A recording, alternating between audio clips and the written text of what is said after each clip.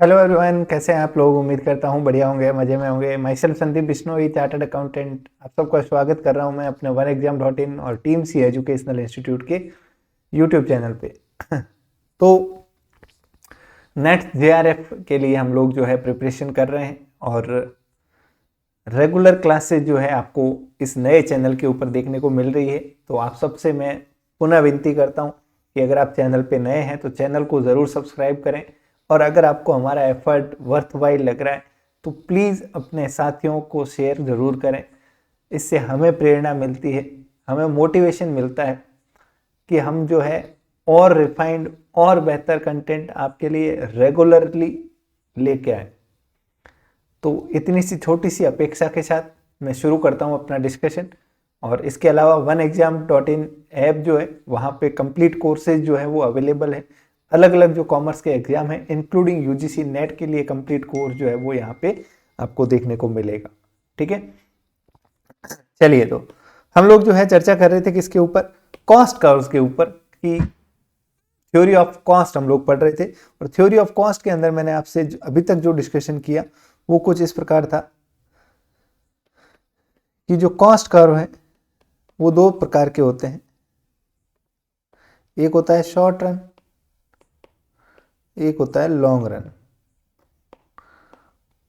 और short run और long run का मतलब हम प्रोडक्शन में ऑलरेडी पढ़ चुके हैं। शॉर्ट रन मतलब जहां सिर्फ आप एक फैक्टर को क्या मानते हैं, वेरिएबल मानते हैं, और बाकी सारे फैक्टर्स क्या होते हैं, फिक्स्ड होते हैं। कि आप शॉर्ट टर्म में सिर्फ लेबर है या रॉ मटेरियल है उसको आप क्या कर सकते हो, इंक्रीज कर सकते हो और उसका इंपैक्ट देखते हो प्रोडक्शन के ऊपर। लॉन्ग रन प्लानिंग पीरियड होता है, इसको क्या बोलते हैं, प्लानिंग पीरियड। लॉन्ग रन में आप क्या करते हो, प्लान करते हो चीज़ों को, और उसके अंदर सारे फैक्टर्स जो है वो क्या होते हैं, all factors are variable. Okay, मैं प्रैक्टिकली इसको समझाने के लिए आपको एक छोटा सा एग्जांपल लेके बता सकता हूँ। आप यूं समझ लीजिए कि मान लो आज मैं कोई बिजनेस शुरू कर रहा हूं, तो आज मैं यहां से लेके लॉन्ग रन के लिए प्लान करूंगा चीज़ों को कि मुझे 5 साल में कहाँ जाना है, 10 साल के अंदर क्या मेरा प्रोडक्शन का लेवल रहेगा, कितनी सेल्स होगी। तो आज मैं वर्तमान में प्रेजेंट के अंदर जो भी सोच रहा हूँ, ठीक है, जो भी मैंने प्लान किया है, मान लो आज मैं 2 फैक्ट्री के साथ काम करना शुरू कर रहा हूँ, 2 प्लांट है मेरे, या एक फैक्ट्री के अंदर कुछ प्लांट्स मशीनरी लगी हुई है। अब इन 2 फैक्ट्रियों के अंदर जो एक्चुअल में आज काम हो रहा है वो क्या कहलाएगा, शॉर्ट रन कहलाएगा। क्योंकि अब मैं अपनी कैपेसिटी जो है वो फिक्स कर चुका हूं, ठीक है, मुझे इन 2 फैक्ट्रियों के अंदर ही प्रोडक्शन करना है। तो मैं चाहूंगा इन 2 फैक्ट्रीज के अंदर मैं किस लेवल पे काम करूं, ऑप्टिमम लेवल पे काम करूं। ऑप्टिमम मतलब जहां उत्पादन जो है वो सबसे ज्यादा हो और सबसे कम कॉस्ट में हो। ठीक है, तो अब जो मैं शॉर्ट रन प्लस न्यूनतम कॉस्ट पे काम करना चाहूंगा, ठीक है, तो हमें शॉर्ट रन के अंदर हम जो भी एनालिसिस कर रहे हैं वो इस एक्चुअल में जो आज काम हो रहा है उसके लिए सोच रहे हैं। अब लॉन्ग रन के अंदर मतलब 5 साल के बाद, 10 साल के बाद मुझे क्या लेवल ऑफ प्रोडक्शन रखना है ताकि मेरी ओवरऑल 5 सालों के अंदर कॉस्ट कम रहे, वो क्या कहलाता है, लॉन्ग रन। उसको हम बोलते हैं प्लानिंग पीरियड। तो हमने पहले देखा short run cost. Short run के अंदर हमें क्या देखने को मिला, हमें ये देखने को मिला, जो मेन क्रक्स है वो मैं आपको बता देता हूँ कि स्टार्टिंग के अंदर, शुरुआत के अंदर जो कॉस्ट है वो क्या होती है, कम होती है। और इसका कारण सिंपल सी बात है, जो हमने याद कीजिए लॉ ऑफ वेरिएबल प्रोपोर्शन पढ़ा था प्रोडक्शन चैप्टर के अंदर, कि 3 स्टेज होते हैं। शुरुआती स्टेज के अंदर जिस अनुपात के अंदर आप वेरिएबल फैक्टर को बढ़ाते हो, सुनिएगा ध्यान से मेरे वर्ड्स को, जिस प्रपोर्शन में आप वेरिएबल फैक्टर को इंक्रीज करते हो उससे ज्यादा प्रोपोर्शन में आपका प्रोडक्शन बढ़ता है। फॉर एग्जाम्पल, एक लेबर जो है वो 5 यूनिट बना रहा है, एक लेबर 5, तो 2 लेबर होने पे 10 प्रोडक्शन होना चाहिए 10 यूनिट का, बट एक्चुअल में होता है 10 से ज्यादा 12 यूनिट का प्रोडक्शन होता है। दैट मीन्स कि उस सेकंड लेबर के आने से आपका जो फिक्स फैक्टर था, जो प्लांट एंड मशीनरी थी, जो भी इक्विपमेंट लगे थे, उनका बेटर यूटिलाइजेशन हो रहा है, और ये क्या मिल रहे हैं आपको, इंक्रीजिंग रिटर्न्स मिल रहे हैं, ज्यादा प्रोडक्शन हो रहा है। ठीक है, अब कॉस्ट जो लग रही है, खर्चा जो लग रहा है, एक लेबर का 2 लेबर का डबल, तो एक लेबर 5 यूनिट बना रहा था, मान लो एक लेबर 10 रुपए लेता है दिन के और 5 यूनिट बनाता है, तो प्रति यूनिट कॉस्ट कितनी लगी 2। अब वही 2 लेबर होके 12 यूनिट बना रहे हैं, तो खर्चा तो अभी भी 10 और 10 20 रुपए लग रहा है, लेकिन यूनिट कितनी बन रही है 12, तो प्रति यूनिट जो कॉस्ट आएगी वो क्या आएगी, कम आएगी। तो शुरुआत में स्टार्टिंग में कॉस्ट क्या होती है, कम होती है। कौन सी कॉस्ट, जो मार्जिनल कॉस्ट होती है, कि एक जो एक्स्ट्रा व्यक्ति आप लगा रहे हो उसकी वजह से जो प्रोडक्शन में फर्क आ रहा है वो क्या लगती है, मार्जिनल कॉस्ट कम होती है। और इसका रिजल्ट होता है कि हमारी एवरेज कॉस्ट भी क्या होती है, शुरुआत में एक बार को कम होती है, उसके बाद ये कॉस्ट क्या होनी शुरू हो जाती है, इंक्रीज होना शुरू हो जाती है, क्योंकि इसके बाद जो है फिक्स फैक्टर जो है वो पूरी तरह से यूटिलाइज हो जाता है और कॉस्ट जो है वो लगातार मार्जिनल कॉस्ट और एवरेज कॉस्ट बढ़ती जाती है। ये हमने इस टेबल के अंदर जो है वो अच्छे तरीके से देख लिया था। आप रेफरेंस के लिए इस टेबल को जरूर एक बार तसल्ली से देखें और कॉस्ट के बिहेवियर को समझें। वो हमने इस प्रकार देखा कि हमने जब पहली यूनिट की आउटपुट प्रोड्यूस की तो फिक्स कॉस्ट लग रही थी 1000, वेरिएबल कॉस्ट लग रही थी 50, टोटल कॉस्ट लग रही थी 1050, एवरेज फिक्स कॉस्ट भी 1000, average variable cost 50, total average cost 50, marginal cost 50। ठीक है, जब सेकंड यूनिट प्रोड्यूस की फिक्स कॉस्ट तो अभी भी वही है, टोटल वेरिएबल कॉस्ट 90 लगी जबकि लगनी चाहिए थी 100। ठीक है, दूसरी बात, टोटल कॉस्ट 190 हो गई, 1090, तो वे मार्जिनल कॉस्ट कितनी हो गई 40 और एवरेज टोटल कॉस्ट हो गई 545। ठीक है, अब एवरेज वेरिएबल कॉस्ट ये इंपॉर्टेंट है, ये क्या हो रही है, एक बार को कम हो रही है फिर वापस ये बढ़ना शुरू हो रही है। अगर आप एवरेज टोटल कॉस्ट को देखोगे ये काफी हद तक कम होती है फिर लास्ट में जाके बढ़ना शुरू होती है। ऐसा क्यों, क्योंकि एवरेज टोटल कॉस्ट के अंदर दोनों होती है, एवरेज फिक्स कॉस्ट भी होती है और एवरेज वेरिएबल कॉस्ट भी होती है। तो इधर एवरेज वेरिएबल कॉस्ट तो बढ़ना शुरू हो जाती है, यहाँ से देखिए बढ़ना शुरू हो रही है, बट एवरेज फिक्स कॉस्ट क्या हो रही है, लगातार कम हो रही है, क्योंकि 1000 के अंदर आप नंबर ऑफ यूनिट जितना ज़्यादा होगा प्रोडक्शन तो एवरेज कॉस्ट कम आएगी। तो इसके घटने की दर जो है वो ज़्यादा है, इसके बढ़ने की दर जो है, स्पीड जो है वो कम है। इस वजह से जो एवरेज टोटल कॉस्ट है वो तो क्या होती है, कम होती है, धीरे धीरे फिर धीरे बढ़ना शुरू हो जाती है। जब एवरेज फिक्स कॉस्ट का कटौती जो है, कमी जो है वो कम हो जाती है, इसकी बढ़ोतरी जो है वो ज़्यादा हो जाती है। तो कर्व जो हमारे सामने आए वो इम्पोर्टेंट है। हमने देखा मार्जिनल कॉस्ट कर्व जो है वो शुरुआत में घटता है फिर जो है वो बढ़ना शुरू हो जाता है। ये मार्जिनल कॉस्ट एक बार को घटा फिर बढ़ना शुरू हो गया। वहीं एवरेज वेरिएबल कॉस्ट भी एक बार को घटी और फिर बढ़ना शुरू हो गई। ठीक है, अब इंपॉर्टेंट चीज यहाँ पे आप दोनों का रिलेशन देखिए, मार्जिनल कॉस्ट और एवरेज वेरिएबल कॉस्ट का। जो एवरेज वेरिएबल कॉस्ट है उसका जो मिनिमम पॉइंट है वहां पे जो है मार्जिनल कॉस्ट इसको इंटरेक्ट कर रही है। देखिए marginal cost curve average cost के मिनिमम पॉइंट पे इंटरेक्ट कर रहा है, मतलब दोनों बराबर होगी। तो इसको आप इस टेबल से देख सकते हो। एवरेज वेरिएबल कॉस्ट का मिनिमम कहाँ पे है, एवरेज वेरिएबल कॉस्ट का मिनिमम 45 है। ठीक है, ये इसका न्यूनतम पॉइंट है। तो यहां मार्जिनल कॉस्ट कितनी है 40, सॉरी ये एग्जाम्पल में कुछ गड़बड़ है। ठीक है, ये दोनों बराबर होती है, इस पॉइंट पे जाके ये दोनों क्या होती है, बराबर होती है, एक दूसरे को इंटरसेक्ट कर रही है। मतलब इस पॉइंट पे इतनी नंबर ऑफ यूनिट प्रोड्यूस करोगे तो ये दोनों बराबर होगी। ठीक है, और एवरेज टोटल कॉस्ट धीरे धीरे घटती है, धीरे धीरे बढ़ती है। इसको शॉर्ट रन एवरेज कॉस्ट भी बोलते हैं। टोटल आप हटा देते हो तो इसको short run average cost SAC। ठीक है, एवरेज फिक्स कॉस्ट लगातार घटती जाती है। ठीक है, तो इसको average short run average cost SAC कौन सा हो गया, शॉर्ट रन एवरेज कॉस्ट, और ये दूसरा नाम क्या हो गया, टोटल एवरेज कॉस्ट। इसका शेप कैसा है, कुछ इस तरीके से है, तो इसको U शेप बोलते हैं।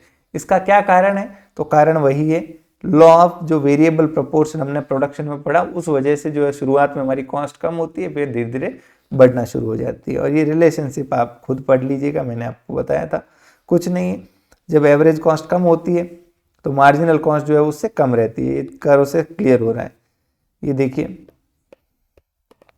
आप देख सकते हो, ये मार्जिनल कॉस्ट है, ये कम है, एवरेज कॉस्ट ज़्यादा है। जब कम हो रही है तो ये कम है, जब बढ़ती है तो मार्जिनल कॉस्ट ज़्यादा हो जाती है, एवरेज कॉस्ट कम हो जाती है।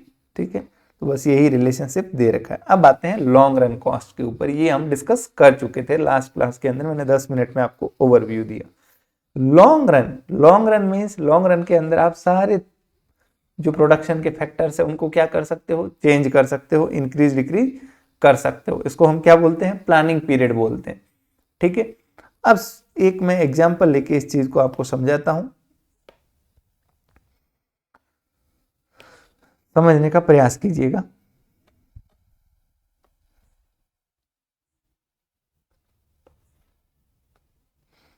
अगर हम शॉर्ट रन की बात करें, ये मान लो फैक्ट्री नंबर 1 है, तो इसकी एवरेज कॉस्ट कुछ इस तरीके की बनेगी। शॉर्ट रन जो एवरेज कॉस्ट है, मतलब टोटल जो कॉस्ट है कि भाई इधर आप आउटपुट जितना प्रोड्यूस करोगे और कॉस्ट इधर है, तो ये कॉस्ट, तो एवरेज कॉस्ट जो है वो क्या होगी, घटना शुरू होगी, घटेगी घटेगी घटेगी, फिर धीरे धीरे बढ़ना शुरू हो जाएगी। वहीं दूसरा प्लांट है, वहाँ भी सेम, घटेगी घटेगी घटेगी फिर बढ़ेगी। तीसरा है तो इसकी भी शॉर्ट रन एवरेज कॉस्ट कुछ इस तरीके से धीरे धीरे घटेगी, यू शेप के अंदर देखने को मिलेगी।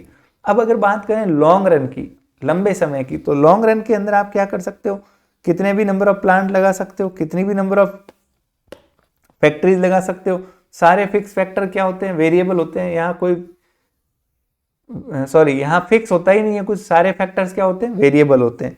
तो अब लॉन्ग रन के अंदर जो कॉस्ट कर्व देखने को मिलेगा वो आप इस तरीके से समझिए।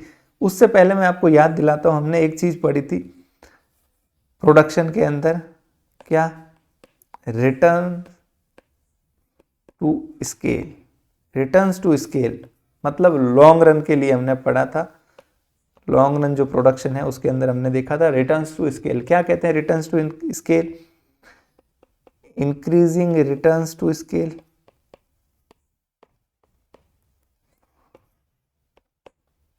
कांस्टेंट रिटर्न्स टू स्केल और डिक्रीजिंग रिटर्न्स टू स्केल। ये 3 स्टेज देखने को हमको मिलती है। इंक्रीजिंग रिटर्न्स का स्केल का मतलब कि आप जो फैक्टर्स है उसमें जो चेंज कर रहे हो उससे ज़्यादा हमारा आउटपुट का चेंज हो रहा है। कि मान लो इधर 50% कैपेसिटी इंक्रीज की तो यहाँ 70% हमारा आउटपुट बढ़ रहा है, तो ये ज़्यादा है। इसका मतलब हमें कौन से रिटर्न्स मिल रहे हैं, इंक्रीजिंग रिटर्न्स मिल रहे हैं। फॉर एग्जाम्पल एक प्लांट था, वहाँ 1000 यूनिट बन रही थी, 2 प्लांट आपने लगाए तो यहाँ 2500 यूनिट बन रही है। तो जिस प्रपोर्शन के अंदर आपने सारे फैक्टर्स को डबल किया तो यहाँ डबल की बजाय ज़्यादा आउटपुट निकल रहा है। तो इट मीन्स हमें कौन से रिटर्न्स मिल रहे हैं, इंक्रीजिंग रिटर्न्स मिल रहे हैं। कांस्टेंट रिटर्न्स क्या होता है, यहाँ 50% चेंज किया तो इधर भी 50% चेंज हुआ, यहाँ 100% सारे फैक्टर्स चेंज किए तो यहाँ आउटपुट भी 100%। और ये डिक्रीजिंग रिटर्न होता है, इधर 100% चेंज किया तो यहाँ 80% ही चेंज हो रहा है। ओके, तो ये 3 स्टेज हमने देखे थे। और इसके साथ हमने एक चीज पढ़ी थी, economies and diseconomies of scale. उसका एक्चुअल मतलब अब यहां काम आएगा, आप समझिएगा कि ये लॉन्ग रन का कॉस्ट कर्व है, इधर हम लिख रहे हैं आउटपुट, इधर हम लिख रहे हैं कॉस्ट। समझिएगा,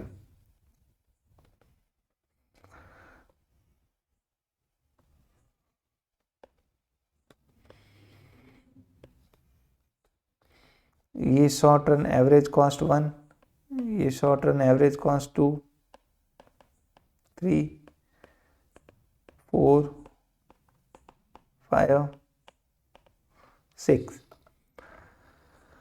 लॉन्ग रन के अंदर हमें पता है हम चाहे जितने प्लांट लगा सकते हैं। ठीक है, ये मान लो पहला प्लांट है, ये दूसरा प्लांट है, ये तीसरा प्लांट है, ये चौथा। और हर प्लांट के अंदर जो है वो हम क्या देखते हैं, शॉर्ट रन। मैंने ऊपर एग्जांपल बताया था, जो प्रेजेंटली आप फैक्ट्री में काम कर रहे हो वहां तो आप शॉर्ट रन के अंदर ही काम करोगे। फॉर एग्जाम्पल इस पहली फैक्ट्री में जब आपको काम करना है तो पहली फैक्ट्री में तो हमें देखना है इस फैक्ट्री में जो संसाधन है उनके साथ लेबर कितनी लगाऊं, वेरिएबल फैक्टर को आप कम ज्यादा कर सकते हो। फिर दूसरी फैक्ट्री में भी वेरिएबल फैक्टर को कम ज्यादा कर सकते हो। अब ऐसी हमारी खूब सारी 6-7 जितनी हम फैक्ट्रियां लगाएं उतनी लगा सकते हैं। शुरुआत में हमें क्या मिलते हैं, इंक्रीजिंग रिटर्न्स टू स्केल मिलते हैं। इंक्रीजिंग रिटर्न्स टू स्केल क्या शो करता है कि आपको इकोनॉमीज ऑफ स्केल हासिल हो रही है, कि जब आप बड़े स्तर पे प्रोडक्शन कर रहे हो तो इंक्रीजिंग रिटर्न्स मिल रहे हैं हमें, और ये इसका कारण होता है इकोनॉमीज ऑफ स्केल। आप बड़े स्तर पे जब प्रोडक्शन करते हो तो आपका मैनेजमेंट, स्पेशलाइजेशन, रॉ मटेरियल भी आपको सस्ता मिलता है बड़े स्तर पे, नई टेक्नोलॉजी की प्लांट एंड मशीनरी मिलती है, इस वजह से हमारा प्रोडक्शन भी बढ़ता है, क्योंकि आप बड़े स्तर पे काम कर रहे हो, छोटे स्तर पे काम नहीं कर रहे हो। तो जैसे जैसे हम बड़े स्तर पे बढ़ेंगे, मतलब जैसे जैसे हमारा आउटपुट बढ़ेगा, एक फैक्ट्री, दूसरी फैक्ट्री, तीसरी, तो हमारी जो ओवरऑल कॉस्ट है वो क्या होती जाएगी, कम होती जाएगी। ठीक है, क्योंकि हमें शुरुआत में क्या मिल रहे हैं, इंक्रीजिंग रिटर्न्स टू स्केल मिल रहे हैं। धीरे धीरे ये एक समय आएगा, कुछ हद तक क्या हो जाएगा, कांस्टेंट हो जाएगा, जितना फायदा मिलना चाहिए था मिल गया, और उसके बाद और भी फैलाते रहोगे तो डिक्रीजिंग रिटर्न्स टू स्केल जो है वो, मतलब आपकी लागतें बढ़ना शुरू हो जाएगी, मिसमैनेजमेंट होना शुरू हो जाएगा। तो लॉन्ग रन का अगर आपको कॉस्ट देखना है तो आप ये कुछ इस प्रकार से, ये क्या बनेगा हमारा long run average cost. Long run के अंदर हमारी ये एवरेज कॉस्ट रहेगी। अब यहाँ पे एक इंपॉर्टेंट चीज, ये भी यू शेप के अंदर बन रहा है, आप देख सकते हो यू शेप के अंदर है। ये लॉन्ग रन के अंदर जो है वो एवरेज कॉस्ट हमारी धीरे धीरे कम हो रही है, फिर वापस बढ़ना शुरू हो रही है। उसका कारण क्या है, वही रिटर्न्स टू स्केल जो हमने नियम पढ़ा था प्रोडक्शन के अंदर, मैंने बताया था, इंपॉर्टेंट है, अगले चैप्टर्स में भी काम आएगा। नहीं आपको समझ आ रहा है, थोड़ा कुछ दिक्कत हो रही है, एक बार आपसे रिक्वेस्ट करूंगा प्रोडक्शन को जाके वापस देखिएगा, दोनों वीडियोस को सुनिए। अब रिटर्न्स टू स्केल क्या कहता है कि शुरुआत में हमें क्या मिलती है, economies of scale. Economies of scale का मतलब बड़े स्केल पे काम करने से कुछ इकोनॉमीज, मतलब चीजें हमारे लिए सस्ती हो जाती है। रॉ मटेरियल अब हम बल्क में खरीदेंगे तो हमें सस्ता मिलेगा। ठीक है, मैनेजमेंट हमारा स्पेशलाइजेशन होगा, वेस्टेज कम होगी, लेबर की एफिशिएंसी बढ़ जाएगी, हर चीज क्या होगी, बेहतर होगी। उतने ही संसाधनों में हम आउटपुट ज़्यादा करेंगे, प्रोडक्शन ज़्यादा करेंगे, कम कॉस्ट लगेगी, तो ये कॉस्ट जो है ओवरऑल हमारी धीरे धीरे धीरे कम होती है, फिर वापस बढ़ना शुरू हो जाती है, क्योंकि फिर कांस्टेंट और डिक्रीजिंग रिटर्न्स आना शुरू हो जाते हैं।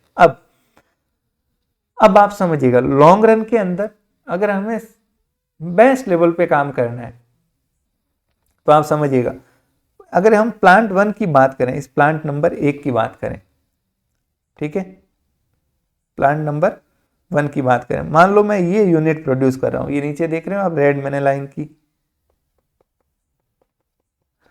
ये लेवल ऑफ आउटपुट में प्रोड्यूस कर रहा हूं, तो मेरी कॉस्ट रहेगी, एवरेज कॉस्ट क्या लगेगी, ये एवरेज कॉस्ट रहेगी, मान लो ये 10 रुपए प्रति यूनिट मेरी एवरेज कॉस्ट ये रहेगी। अब मान लो मैं ये फर्स्ट की बजाय सेकंड लेवल पे यहाँ पे प्रोडक्शन करना चाह रहा हूँ, तो मेरी एवरेज कॉस्ट क्या रहेगी, थोड़ी कम हो जाएगी, मान लो 9.5 रुपये रहेगी। मैं और आगे यहाँ पे प्रोडक्शन करना चाहूँगा तो मेरी एवरेज कॉस्ट क्या रहेगी, मान लो 9 रह गई। अब मुझे इस लेवल पे चौथे पॉइंट पे मान लो प्रोडक्शन करना है, तो मेरी एवरेज कॉस्ट फिर से क्या हो जाएगी, देखो बढ़ जाएगी। तो बेटर है मैं इस फर्स्ट प्लांट पे काम ही नहीं करूं। अगर मुझे इस लेवल से आगे, ये बिंदु देख रहे हो मैं जो लाइन कर रहा हूं, इससे आगे करना है तो मुझे पहली फैक्ट्री की बजाय कौन सी फैक्ट्री पे चले जाना चाहिए, सेकंड फैक्ट्री पे चला जाना चाहिए, क्योंकि ये मुझे क्या कर रहा है, सस्ता आउटपुट प्रोड्यूस करके दे रहा है। जो आप देख सकते हो कि इस लेवल पे अगर मुझे करना है तो मैं सेकंड फैक्ट्री में प्रोड्यूस करूंगा ताकि मेरी कॉस्ट क्या रहे, कम रहे। तो मैं करता जाऊंगा, जैसे ही यहाँ पहुंच गया फिर से ये इस पॉइंट पे, फिर मैं तीसरे प्लांट के अंदर मूव कर जाऊंगा। तो इस तरीके से मैं जो है लॉन्ग रन के अंदर काम करूंगा, अपने प्रोडक्शन के लेवल को डिसाइड करूंगा कि पहली फैक्ट्री में मुझे यहाँ तक काम करना है, इससे ज़्यादा ये आउटपुट का लेवल रखना है, तीसरे में ये, चौथे में ये, ताकि मेरी लॉन्ग रन के अंदर एवरेज कॉस्ट क्या रहे, ये इस तरीके से बिहेव करे। और लॉन्ग रन में मैं कोशिश करूंगा कि मैं यहाँ कहीं रहूँ ताकि मेरी ओवरऑल जो लॉन्ग रन की कॉस्ट है, ओवरऑल कॉस्ट, वो सबसे न्यूनतम रहे। तो ये था लॉन्ग रन एवरेज कॉस्ट का, बहुत ही आसान सा, ये आप देख सकते हो।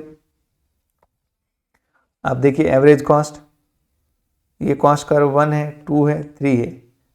ये देखिए पहले दूसरे में और कम आई, तीसरे में फिर बढ़ गई। तो लॉन्ग रन के अंदर इन सबको मिला लीजिए, ये long run average cost curve आ गया। इसका भी शेप कैसा है, यू शेप है। ओके, क्लियर है। यही देखिए यहाँ पे मैंने थ्योरी दे रखी है, एक बार मैं पढ़ के सुना देता हूँ आपको। लॉन्ग रन के अंदर फर्म सारे अपने फैक्टर्स को चेंज कर सकती है। In short run firm is tied with given plant, short run के अंदर उसको गिवन प्लांट के अंदर ही काम करना, उस एक फैक्ट्री के अंदर ही काम करना। बट लॉन्ग रन के अंदर फर्म जो है किसी भी साइज को बिल्ड कर सकती है, नए प्लांट लगा सकती है और एक प्लांट से दूसरे प्लांट में मूव भी कर सकती है, क्योंकि लॉन्ग रन के अंदर उसके पास सारी चॉइसेस अवेलेबल होती है। अब ये ध्यान देना है कि लॉन्ग रन जो कर्व है ये टेंजेंट नहीं होता है मिनिमम पॉइंट्स के, ध्यान दीजिएगा। ये मैंने यहाँ एग्जाम्पल में भी बताया था, यहाँ भी बता रहा हूँ कि ये जो लॉन्ग रन कॉस्ट कर्व है ये इन सारे शॉर्ट रन के जो मिनिमम पॉइंट्स है उनको टच करे जरूरी नहीं है। देखिए यहाँ तो ये टच कर रहा है इसके गिरते हुए पार्ट को, यहाँ ये इनके शॉर्ट रन के मिनिमम पॉइंट को टच कर रहा है। जो अभी अपन ने एग्जाम्पल लिया, आप देखिए ये जो कर्व है लॉन्ग रन, ये यहाँ तो साइड में टच कर रहा है, मिनिमम पॉइंट तो ये है, ये मिनिमम पॉइंट है। ये इन शॉर्ट रन के मिनिमम पॉइंट को टच करे ये जरूरी नहीं है। मतलब हर इंडिविजुअल प्लांट की जो लोएस्ट कॉस्ट है उस पे काम करना जरूरी नहीं है। आपको हो सकता है ये साइड से टच होते हुए निकले, ठीक है, ताकि लॉन्ग रन में आपकी एवरेज कॉस्ट क्या हो, कम हो। तो आपको किसी प्लांट में तो कैपेसिटी से कम काम करना पड़ेगा, किसी में कैपेसिटी से ज्यादा काम करना पड़ेगा, ताकि आपकी ओवरऑल कॉस्ट क्या रहे, कम रहे। ओके, बस यही बात बता रखी, ठीक है। अब इसी कर्व को क्या बोलते हैं, प्लानिंग कर्व भी बोलते हैं। किसको, ये जो लॉन्ग रन कर्व होता है जो कैसा होता है, यू शेप का होता है, इसको हम क्या बोलते हैं, प्लानिंग कर्व, क्योंकि ये लॉन्ग रन। इसी को हम क्या बोलते हैं, envelope curve, envelope curve. Okay, ये दोनों एक ही नाम है, लॉन्ग रन कॉस्ट कर्व को ही क्या बोलते हैं, एनवलप कर्व। अब आजकल एक नई थ्योरी और आई है कि ये यू शेप नहीं होता, बेसिकली आज की जो टेक्नोलॉजी है उसमें क्या होता है, एल शेप कर्व होता है। एल शेप कैसा कर्व होता है, देख लीजिए आप। इधर मैंने आउटपुट लिखा, इधर मैंने कॉस्ट लिखी। ये थ्योरी कहती है कि एक बार कॉस्ट जितनी कम होनी है वो हो जाएगी, फिर उसके बाद जो है आपकी कॉस्ट कैसी रहेगी, कांस्टेंट रहेगी, स्थिर रहेगी। क्लियर बात, एल शेप समझ गए। एक बार जितनी कम होनी है कॉस्ट हो जाएगी, फिर कांस्टेंट रहेगी, ठीक है, वापस बढ़ने की कोई संभावना नहीं है। क्लियर है बात, ओके। तो ये एल शेप एक नई थ्योरी है, किसी ने दी होगी, महान व्यक्ति ने। बस ये था आपका थ्योरी ऑफ कॉस्ट, ठीक है। थ्योरी ऑफ कॉस्ट के अंदर फिर से मैं याद दिला दूं, इकोनॉमीज और डिसइकोनॉमीज ऑफ स्केल इंपॉर्टेंट हो जाती है आपके लिए। Economies versus डिसइकोनॉमीज। इकोनॉमीज कैसी होती है बताओ, इंटरनल, एक्सटर्नल। इंटरनल का मतलब बेटर मैनेजमेंट, आपका मैनेजमेंट बेटर हो गया। स्पेशलाइजेशन, भाई फॉर एग्जांपल आपका जो प्रोडक्शन डिपार्टमेंट है वहाँ आप स्पेशलाइस्ट रखोगे, ह्यूमन रिसोर्स लेबर के लिए स्पेशलिस्ट रखोगे, ठीक है, परचेजिंग के लिए, रिसर्च एंड डेवलपमेंट के लिए, ये सब, ठीक है। फिर बेटर एक्सेस टू टेक्नोलॉजी, जो नई टेक्नोलॉजी है उसको आप क्विकली एक्सेस कर सकते हो, खरीद सकते हो, ला सकते हो। तो ये कुछ इंटरनल इकोनॉमीज। फिर एक्सटर्नल में आप देखो इंडस्ट्री जो है, अब आप इंडस्ट्री के अंदर बड़े प्लेयर हो तो आप जाहिर सी बात है बेटर नेगोशिएट कर सकते हो चीज़ों के लिए, बेटर रॉ मटेरियल सस्ते दाम पे ले सकते हो, ठीक है। फिर डिस इकोनॉमीज क्या होती है बताओ, मिसमैनेजमेंट, भाई चीज़ें आउट ऑफ कंट्रोल हो जाएगी। लैक ऑफ कोऑर्डिनेशन, चीज़ों में आपस में फैक्ट्रीज इतनी सारी हो गई कि कोऑर्डिनेशन ही नहीं बचा। ठीक है। वेस्टेज ऑफ रिसोर्सेज का वेस्टेज होने लग गया, पैसे बर्बाद होने लग गए। लेबर स्ट्राइक, बहुत बड़ी कंपनी हो गई, लेबर की हड़ताल, उनकी मांग, डिमांड, यूनियन बाजी। तो ये इकोनॉमीज और डिस इकोनॉमी। इकोनॉमी से क्या होती है, कॉस्ट कम होती है, डिस इकोनॉमी से कॉस्ट बढ़ती है। ठीक है, क्लियर है?